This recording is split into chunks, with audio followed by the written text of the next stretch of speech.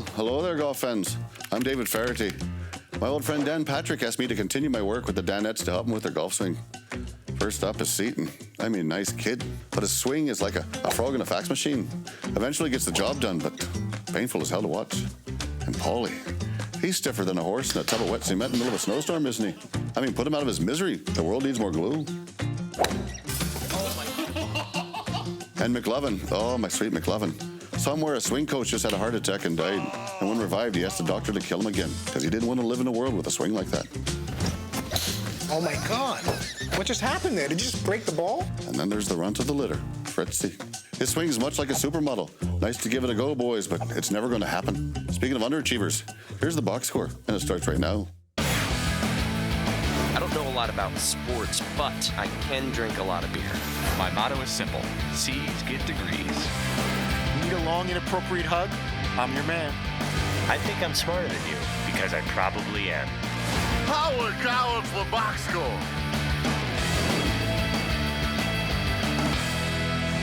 Hello and welcome to the box score. I'm Brock in Los Angeles. They are the Danettes in Milford, Connecticut.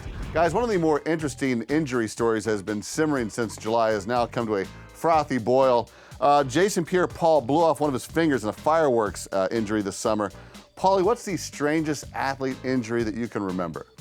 You know, two of my favorites are John Smoltz. The rumor is that he ironed a shirt whilst wearing it with an iron, when it actually was he had one of those steamer things and the water splashed up and burnt his arm, which is more reasonable, but I like the other one better. Jeff Kent is a baseball player, very good baseball player for the San Francisco Giants, and he lied about an injury. He said he was washing his truck and slipped, and he actually crashed his motorcycle going like 2 miles an hour in his subdivision. Kind of like Brian Greasy when he tripped on his dog. He tripped over his dog, Yeah. and people saw him out until 2 in the morning at a bar, but he happened to be walking his dog. You know what the worst is? Remember when a pitcher punched a banner and That just there was a happened. wall behind it? Well, there just happened a Oh, week did it ago. happen again? Some pitcher got shut down for a couple weeks because he punched his locker and hit his thumb, right? Yeah, and Gus Farad, he headbutted like a man or something. The Gus Farad one. I don't know if you have the video for that, but he scores a touchdown, throws the ball in the headbutts the pad, jammed his neck and missed his next start. Right, and then there have been kickers that have jumped up and down Was celebrating. that a Zendejas? No, it was a Grammatica, yeah.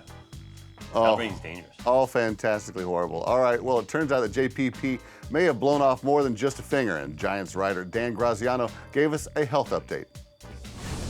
They didn't get a look at that hand until last week, and when they did, they saw, a mess. I mean, the right index finger has been completely taken off all the way down to the bottom, through the bottom knuckle. The thumb is missing part of the tip, and that middle finger had been surgically repaired 3 days earlier because, he had severe deep burns and skin grafts, and apparently the way those are repaired is from the inside out. So if you have to repair the finger at several different levels, you have to let one surgery heal before you can do the next one, and so that's why he's still having procedures 2 months later. It's a total mess. It's bad enough what just happened with Eli Manning and the clock management in Week 1 and how they blew that game at Dallas, and you have this still lingering. And we, up until the start of the show, we weren't sure exactly is Jason Pierre-Paul on the roster. What is his designation exactly? Is he on some kind of reserve list? And it sounds like they're still trying to figure out what to pay him, when to play him, and exactly how he's going to be able to function with whether it's one or more fingers that have caused damage from the fireworks. So it's just one more embarrassing thing for the Giants to deal with, trying to survive going into Week 2. He should attend the rookie symposium and just hold up his hand. I'm not kidding, because it's one of the dumber things I've ever heard of. For a guy with that much going for him, who needs his body parts for his job, it's not like he's in a job where he just uses his mind. I mean, he should go to the rookie symposium and say, look, this level of stupidity, not the dumbest thing in the world. Fireworks, everyone's played with fireworks. We kind of gave it up though at 18 or less. But they should have him go to the rookie symposium. You can't really do word number 1 anymore. No. Well, they won't be, so that's good. Yeah, he could do 3. Word number 3. Maybe he can be an umpire. Is that too soon? No. Hey, McLovin, if he does make it back to the field, will his hand become a target out there? Oh, no. I've been thinking about this a lot. He's got to go full cast like a 1970s Raider. Just come out and boom. Jason Pierre-Paul should use this as a weapon. Does anyone remember the pro wrestler Iron Mike Sharp? Probably some of my audience has. He injured his forearm, and he had a black thing on his arm. for at least 16 years, as I recall. Made of what, like and the announcer's metal? always like, I don't know if the injury still persists, but there was like a metal bar in it. And he just and slamming hit you. people. Oh, I remember that. Yeah. That's what JPP should do, an Iron Mike Sharp. Yeah, him and Sorry about that. Colonel Buck Robley. Now, Seton, you've come across some hearing issues lately. Now, that could affect a radio guy like you. If it gets worse, is this something that you would hide from DP? You have hearing issues? Huh? What? I'm sorry, I couldn't hear you. What? Where? I'm sorry, what? No? I'm not. Am I still gonna go? No, I don't think that I would be able to hide hearing issues. I mean, you could even ask my wife actually too all the time. I'm like, huh? Yeah, What? I'm like, I can't hear what you're saying. I'm like, say that all the what? time. I don't. I think that just comes from 15 plus years of wearing headphones way too loud for a living, like 5 to 8 hours a day. So it's. Dan's talked about his vision is going too. Dan's got bad ears, dude. You Bad ever put ears. his cans on? Oh, they're huge. Holy Is it crazy moly, loud? they're like cranked. Like they're so loud. It hurts. I have bad ears and it hurts my ears. Or I'm like, ugh, it cuts right through. It's like little daggers. Let's go with a Pauly special here. Pauly, would you rather lose a thumb and index finger or become allergic to all things pumpkin-y? You still Just have pumpkin. No, you he still still has have his barbecue. meat, right. You still have beer. Yeah, I was worried about what you're gonna say there, I Brock. thought he was gonna say meat. I could give up. Oh, pumpkin Well, pie. okay, now wait a minute. You would have to give up all things pumpkin, including wardrobe. That's the worst part. Nah, Because that's not the pie. Yeah, I actually, in all seriousness, you could take my left thumb and forefinger because I don't do that much with it. I mean, video games are gonna be tough because I need that thumb. Just to preserve pumpkin food or pumpkin. Well, yeah, because look, I would be Which hand is it on? It's on your left? Yeah. Oh. Brock, how about Brock? Can you make it like these two middle fingers? Because then I can still play FIFA. You just I walk could around. still with it. give it like one Yeah, of these. but I would be. Everybody depressed. would call you heavy metal. That's You're like, fine. dude, check Walk out. it There comes out. heavy metal. He's like, hey, what's Yeah, I would up? be depressed if I could never have Super pumpkin biased, pie. okay. If you told me I couldn't have pumpkin pie every October and November, I'd be pissed. Yeah, and you got to keep the shocker. All right, boy, I would go without the thumb and finger. That way I can keep my my cheesecake pumpkin scented candle from Yankee Candle. is All right, coming up, one of the Someone guys edited me out is of that switching one. crews, and we're heading with them. How are we getting there? In our Ram 1500 Eco Diesel, of course. Can climb a hill, haul a trailer, and it'll take the entire crew to that Needlepoint convention you've been so stoked for. Yeah. Get more facts at ramtrucks.com. Guts, glory, Ram.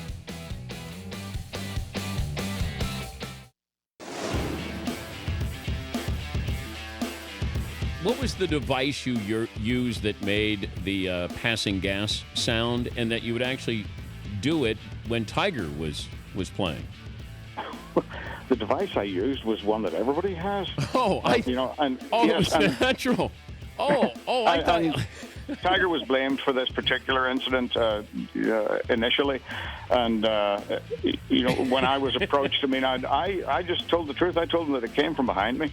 All right, welcome back to the box score. David Feherty, a god among mere mortals. He's parting ways with CBS after 19 years to go with NBC full-time, so no more Feherty at the Masters, which kind of sucks. McLovin, do we love him because he's a great all-time commentator, or is it because of his personality? Oh my God. He's a great commentator, I'm sure, but it's 100% personality. I mean, his personality makes him a great commentator because there's lots of guys who Yeah. call golf and know golf. But I don't know. It's necessarily insight into the game. Yeah. It's like, I mean, he did play pro, and most guys who are commentating did, but Yeah. he can mix in enough comedy without being offensive during a golf broadcast, and those are dicey. You got to he be. has a lot of access to Tigher. That's one thing. I mean, Yeah. a lot of access to Tigher. So that's something that gives him a little more value than other You know, commentators. they always talk about what guys are worth the money. Like, rarely does a commentator make me stay watching an event or really listen closely. When I know Feherty's calling it, I pay attention to what he says. You know, same with guys like Brent Musburger. If I know Brent's calling a game, I'm like, all right, I'm gonna listen because I love that certain guys like him. For CBS to let him go is fascinatingly dumb. I was really shocked. I know you got to save money here and there, but God, great for NBC. Yeah, great for them. All right, well, David called in today and talked about processing this move from CBS. I'm halfway surprised myself. It's, you know, like I said, spending 19 years and, you know, being that long with, you know, getting used to places and, you know, having such great relationships with people. it was a strange experience, but since I've been at the Golf Channel and had my show there and spent 5 years and developing those kind of relationships as well, it's just I felt that there was more opportunity on the other side, at this point in my career. I worked at CBS from 95 to 2000. I think Feherty started 96-ish. I don't remember him that well back then, but CBS golf is a big deal there. I mean, they have the NCAA basketball, they have golf, of course they have the NFL, but they're more known for their golf coverage in NCAA basketball than anything. And for them to let him go, I know you, again, going back to, I know you got to save money, but finding another way to save money than letting him go. Yeah. Hey, Fritzy, David sounds like he's still in shock over all this. What was the toughest part for Dan when he left ESPN? I don't know if there was really that tough a part. He's, he was there 18 years and, had a number of friends there and took a lot of pride in have what he built and having his name associated with those 4 letters. So, if anything, maybe some friends or producers that he really liked that he wouldn't have an opportunity to work with at least in the short term. But I think he was so excited about moving on and doing his own thing and being able to see his family more and having a more normal schedule. And then once he brought us along to be able to still work with some guys that he truly likes and respects and trusts, it seemed like it was a pretty easy transition. The going, and Paulie can speak to this, and Seton a little more than I can as far as the very beginning. But things were a little rocky with as far as number of affiliates and exactly trying to get a feel for what the show was going to be in those first few weeks, and technically, and where we were doing the show from up in the attic. But I think probably the biggest challenge for Dan was the unknown. Right, I mean, he was really safe and comfortable at ESPN, and then going into business for yourself and starting literally from like square one. There was nothing put in place. There were no affiliates. There was maybe NBC on the horizon, but he couldn't do that for a long time because of a non-compete. Yep. So it was like just starting over. It was starting from the ground up and just being like, all right, well, let's see if this works, because right now there's nothing going on. So I'd imagine that was pretty difficult.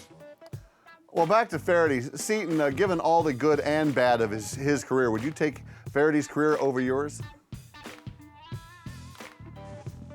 Yeah.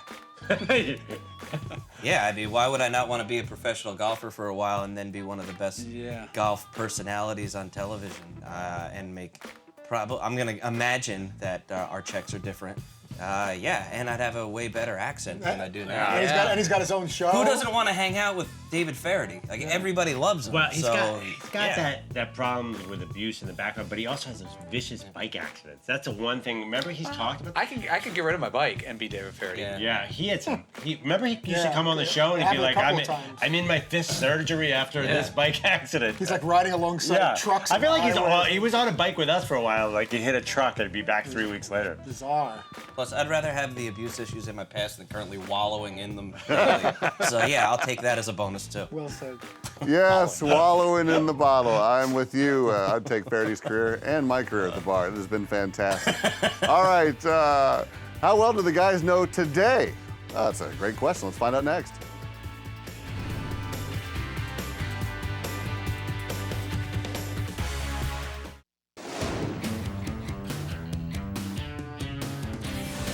Welcome back to Box Scores. Box Score, guys. Today is September 16th.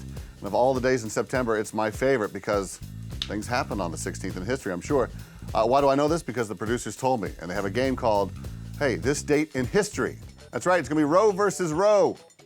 And we will start with the back row up first. On today's date in 2012, which sport locked out its players after the expiration of its CBA? What year?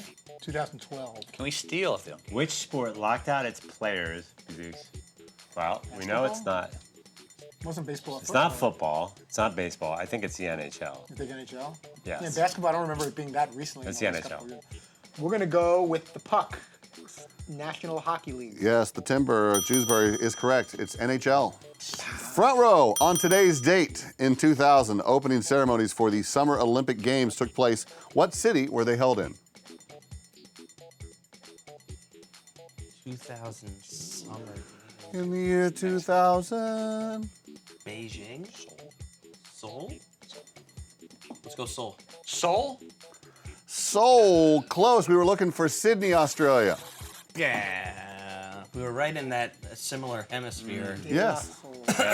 Back row on today's date in 1995, which Hall of Fame pitcher set a record with his 17th consecutive road win? Hint, it's in the National League. Would that be Maddox? Yeah. Well, let's see. Who else could have been? Hall of Fame pitcher, 17th. I'm fine with that. Yeah, let's go with Greg Maddox. Greg Maddox. Greg or Randy Maddox. Johnson. Yeah, Greg Maddox is correct. Well done, gentlemen. Look at you. Wow. These guys are pulling it. Boy, they know they're 16th. Ringers. All right, front row on today's date in 1991, this baseball player was suspended for the remainder of the season for testing positive for cocaine. Who is it? It's either like Darryl Strawberry, Doc Gooden, Steve Howe. 91? Notorious. He was on the cocaine Braves at the users time in of MLB suspension. On the Braves? Oh, you didn't need to give him that hint. Not that it helps. I have no idea. Nixon. Yes, you are correct. Cocaina, Mr. Nixon. Little yayo. A little yayo for you. All right, all the following question is worth 2 possible points. We're staying in the front row. On today's date in 2013, Rick Neuheisel joined the show today, or joined the show in studio to sing his famous ode to Johnny Manziel. Name the song and the singer Neuheisel set his tune to. Johnny Manziel. Man, I've written it down before. Station. I happen to know it. Oh, you do? Son of a... I know it. I know it. Can I steal? Can I Steal it. Go with the steal. Can I steal? Unless you know it. Streets of Laredo. Bye. Many people performed it. Johnny Cash being one of them. No. Well, it was actually El Paso by Marty Robbins. Nighttime would fall and Felina You're very would excited, roll. though. Streets of Laredo. Texas town of El Paso. Oh, music would play man. and Felina would whirl. You get -2 for You get nothing. Streets of Laredo. You get nothing like it. Are you sure? You're enthusiastic, though. I almost give a point for enthusiasm. Yeah, okay, well, to the background. The streets of Laredo. Streets of Laredo. Yeah. All right, the French judge gave you 1 point for enthusiasm. All right, to the back row. Yeah. On the same day that Neuheisel sang in studio, you guys ushered in another pair of musicians. Who were they? Same day. This is 2013 New York. A pair of musicians. What's it? Who sung the Smuggler's Blues? Was Glenn Fry? Was By that- 2013. That was last. There's no way that was 13. And it's a pair of musicians. A pair of music that came in together? Hall & Oates? No. Not together. 2 musicians together Separate on the groups, same I'll say. show. Not Oh, together. Oh, they came in together. Okay. Who? You're the booker. Come on, dude. I'm trying to think. How many musicians? Not Musicians. Darius Oh, who Rucker? is that dude? That country singer. Tammy Jason Wynette? Aldean? Who was it? You want to say Darius Rucker and Jason Aldean? I don't know. You said Darius 2. Rucker. Can we try to steal? Darius Rucker, sure. Yeah, we You need want to the say answers. Darius though. Rucker, Jason Aldean. You're wrong. Front row, you can steal. You're wrong.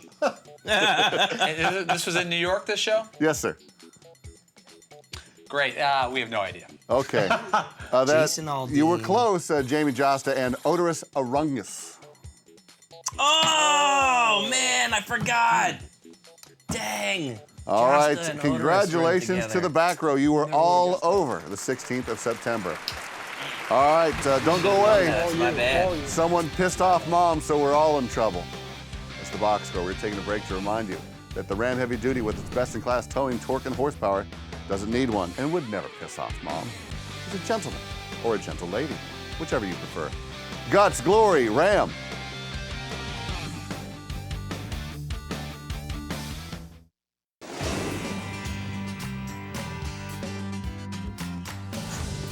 We are back here closing up shop. Guys, I'm not happy. You're not happy. You want to know why? Because if Mama Marshawn ain't happy, nobody's happy. Mama Marshawn went to Facebook and called for the Seahawks offensive coordinator to be fired. McLovin, does this lead to anything other than just awkwardness at practice? I think this happens all the time. I think parents and players are up in the team's face, and I know it's a fact that teams hate that more than anything. She's just very vocal about it, and I think it's amplified. If it was like Justin Forsette's mom, we would never make this a headline, but everyone's obsessed with Marshawn. By the way, I had a situation yesterday that's a little bit akin to this. My daughter was at school, and I guess she said something to another boy and asked him to be quiet because something was going on. and the boy slapped her in the face. Now, they settled it. You know, she's gonna be okay. She wasn't injured. But my wife was upset. She goes, I'm thinking about posting something on the parents' Facebook site about the little boys not hitting the little girls. She goes, should I do that? Should I? You know? And I was like, I don't know if you should do it, because then are we calling people out? We're not calling people out by name. And we're like, what do we do? Because she was all fired up. My daughter gets it. I was pretty upset too, but I also know that it's little kids. She's going to be okay. But I didn't know what to tell my wife. She's like, I think I'm about jumping on Facebook and just going scorched earth a little bit here. Yeah. And I was like, well, if you do it, write it, wait an hour, and then send it. And I don't know. I don't think she did send it, but she was going to. I get that. Stirring things up at school. Hey, Seton, what's the worst Mama O'Connor has ever embarrassed you? Mama O'Connor's never embarrassed me. Papa O'Connor used to yell out when I would be pitching or like at like a whatever event that I was playing in sports-wise. Come on, Pooch! Let's go, Pooch! Come on, Poochie! And I'd be pitching and like all my friends would be like, Poochie? Oh my God. And even my coach was like, can't you call him Mad Dog or something? Like, why would you say Poochie? My mom keeps all of her comments really between us, although she's got some doozies. Like one weekend she called me and said, hey, has Chris Collinsworth ever offered to take you to a Notre Dame game?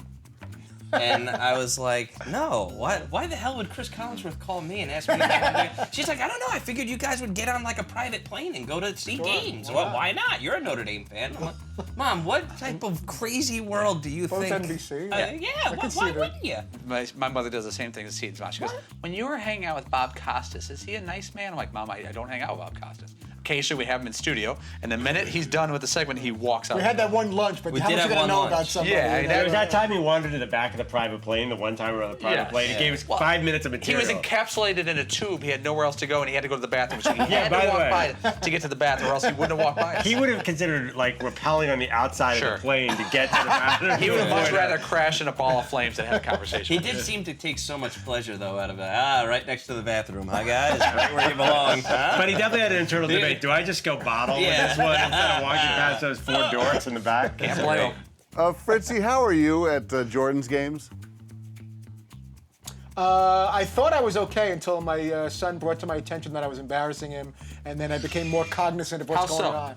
I'd be cheering on him and his teammates and stuff like that, and I guess either I was cheering too loud or whatever, or for too much of a length of time. But whether it was baseball or basketball, I got into it. It was exciting, especially if it was a close game. And I guess I wanted to make sure Jordan knew that I was rooting for him. Let's go, base hit. Nothing crazy out of the ordinary. Maybe a little louder than some of the parents around me, but no nicknames or anything. I didn't, come on, Muffin, whatever. When he was a little kid, I brought up a little muffin I put on his head. He looked like a little cute muffin child, but I would never yell muffin at the game. But he's like, he got all upset. We get in the car and he goes, what was, he didn't even, I was searching online. I found like this cute little muffin, like chef hat, and I would have him wear it. I would take pictures of him as a baby. It cost a lot in therapy, that hat. But what I didn't know, I thought everything was fine, and he was appreciating that I was pulling for him and his teammates until I get in the car, and he's like, and they won like 7-2, and he got a couple of hits. He's like, what was that all about? That's the first thing he says to me in the car. What was what all about? You can't do that. And he still didn't get to the point of like, he's like his father. Can't do what? You're screaming and you're cheering like a lunatic, and it's really embarrassing. My friends are asking me who that is, and I got to tell them. They know that it's like my father. Will you change or no? I changed slightly. I brought it down. I did bring it down a little bit, but not a lot. But how many years ago is this? This was like the last 2 years or so, last 2-3 years watching basketball. But he goes, he says to me, if you're gonna come to my games, I know you want me to do well and you're cheering for the team. But you can't do that. It's very upsetting to me. You're like a muffin. Come on. Come on, muffin boy. What's the muffin boy? problem? The muffin boy. Come on, butter. Come on, buttercup. Buttercup. That was another one. Which I still call him every once in a while. Yeah, Buttercup. How was school today? Even though it's gonna be in high school. He's gonna be in his 30s and be like, oh. Yeah. Please stop calling me Butter in front of my friends and that girl that I like that came over. Why do you gotta call me Butter? I'll be in high school next year. All right. All right, Mr. Muffin Senior, who's on tomorrow? Well, we've got Jerry Rice, Hall of Famer, 3-time Super Bowl champ in the studio in New York.